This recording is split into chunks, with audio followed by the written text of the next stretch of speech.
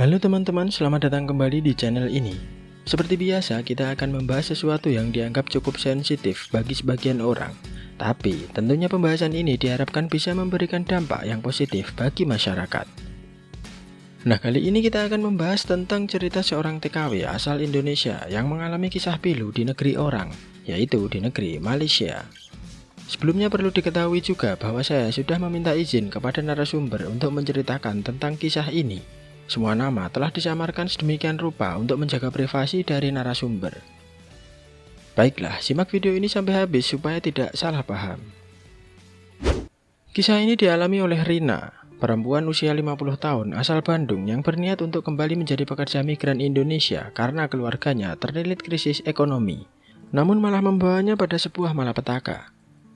Rina tidak menyangka akan mengalami peristiwa pahit menjadi korban transit negara pasca berlakunya kebijakan moratorium penempatan pekerja migran Indonesia ke wilayah Timur Tengah. Rina harus mengambil alih tanggung jawab sebagai tulang punggung keluarga setelah suaminya jatuh sakit, sementara anak-anaknya masih memerlukan biaya untuk pendidikan selain harus memenuhi keperluan rumah tangga. Sebagai mantan pekerja migran Arab Saudi, sudah tentu menjadi incaran para perekrut yang berkeliaran di pelosok-pelosok desa dengan iming-iming yang menjanjikan. Rina ditawari pekerjaan sebagai tukang masak oleh temannya, Jamilah, di wilayah Erbil, Irak. Gaji yang ditawarkan untuk profesi tukang masak tersebut sangat besar, yaitu sebesar 10 juta rupiah per bulan, yang mana penghasilan sebesar itu tidak bisa ia dapatkan di Indonesia. Iming-iming Jamilah tersebut berhasil meluluh lantakkan hati Rina dengan tawaran penghasilan tinggi yang menggiurkan, ditambah dengan persoalan ekonomi yang sedang dihadapi oleh Rina. Proses pengurusan dan pembuatan paspor dilakukan Rina didampingi oleh Jamilah. Namun, proses tersebut gagal dilakukan di kantor imigrasi Bandung. Atas koordinasi Jamilah dengan temannya, yaitu Nani, ia adalah seorang agen yang berdomisili di Jakarta. Mereka memutuskan agar Rina berangkat ke Batam, Kepulauan Riau. Tujuannya adalah untuk mengurus paspor Rina.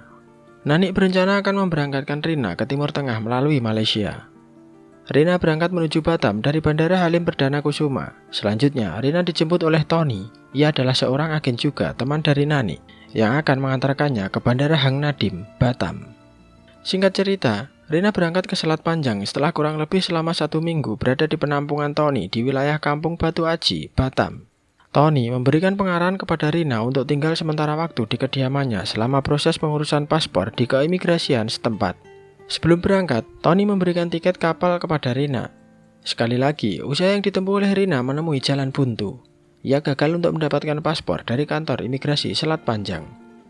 Lelah dan mulai berputus asa dengan proses yang ditempuh, Rina mengambil keputusan untuk pulang ke Bandung dan membatalkan keinginannya untuk pergi ke Irak.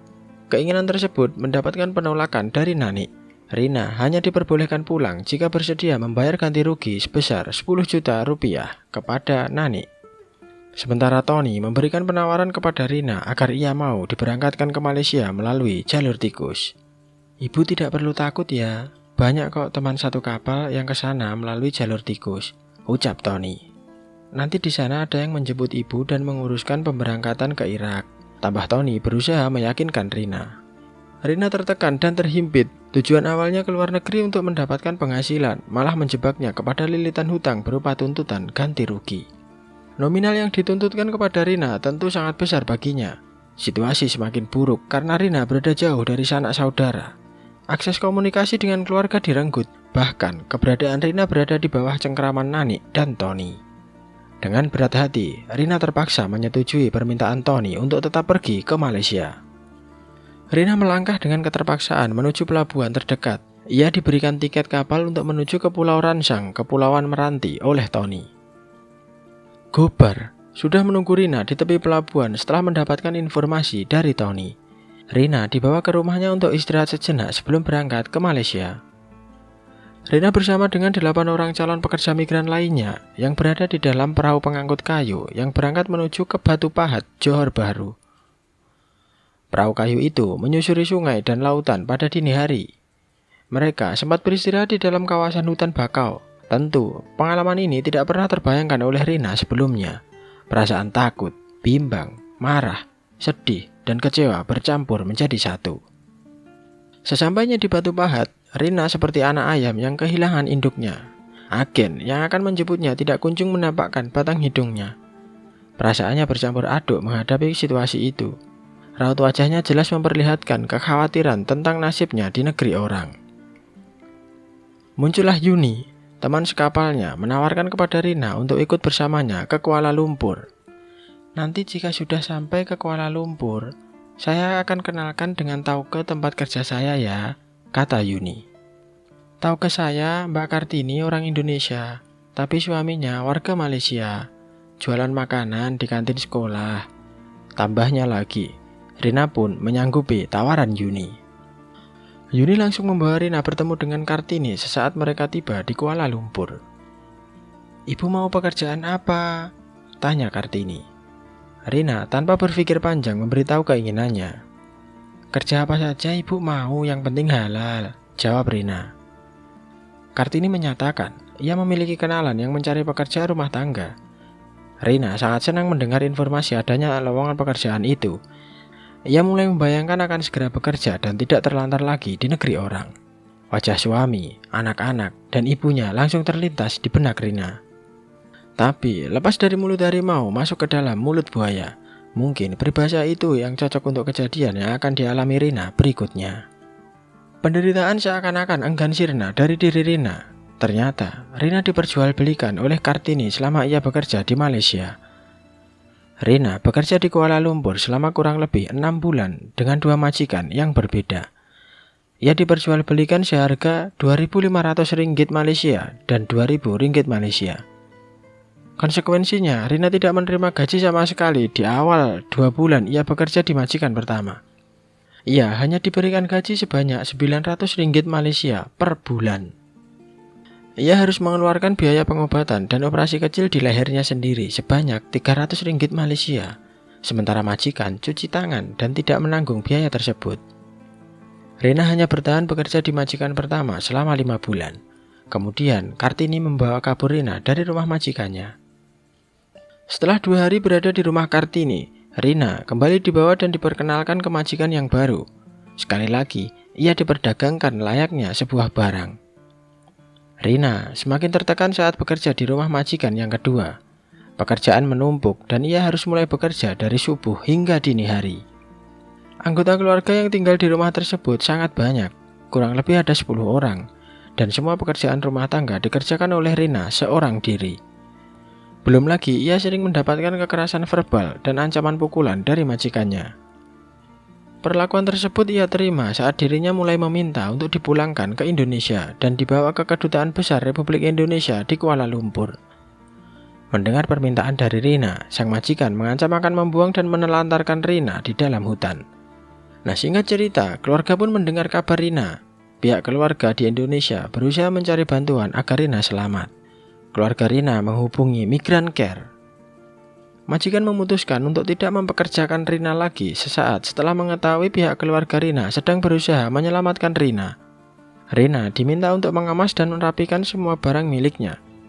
Dan sebelum meninggalkan rumah, majikan merampas paksa telepon genggam milik Rina dan menghapus semua nomor kontak majikan dan anggota keluarganya yang tersimpan di dalam memori teleponnya. Pakaian yang telah disusun rapi di dalam tas dibongkar kembali oleh majikannya untuk memastikan tidak ada barang majikan yang dibawa oleh Rina. Rina dibawa dan diturunkan di sekitar Bandara Subang Jaya. Ia ditinggalkan begitu saja di tepi jalan raya dengan tanpa memberikan gajinya. Anak Rina sempat memberikan nomor kontak Migran Care Kuala Lumpur kepadanya agar mendapatkan pertolongan. Rina kemudian berhasil dibawa ke shelter Migran Care Kuala Lumpur. Dan keesokannya, Migran Care Kuala Lumpur membawa Rina ke Kedutaan Besar Republik Indonesia untuk mendapatkan langkah-langkah perlindungan. Persoalan perdagangan orang masih menjadi momok yang menakutkan di Indonesia. Maraknya kasus menyasar calon pekerja migran, khususnya perempuan, di tengah minimnya informasi seputar migrasi aman. Kebijakan moratorium penempatan pekerja migran malah menimbulkan persoalan dalam dimensi yang lebih luas dan mengkhawatirkan. Salah satunya adalah tindak pidana perdagangan orang atau TPPO. Licin bagaikan belut.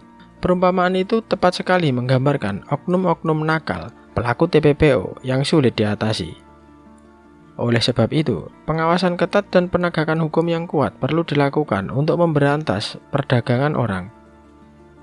Segala kebijakan pemerintah yang menyangkut pekerja migran harus gencar disosialisasikan di seluruh pelosok Indonesia, terutama di wilayah kantong basis pekerja migran.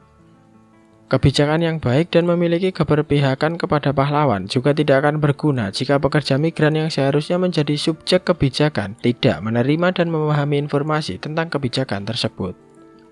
Nah, dari cerita tersebut, semoga dapat memberikan sedikit gambaran kepada para calon pekerja migran Indonesia untuk lebih berhati-hati dalam memilih pekerjaan, apalagi di negeri orang. Pastikan dulu secara matang sebelum berangkat.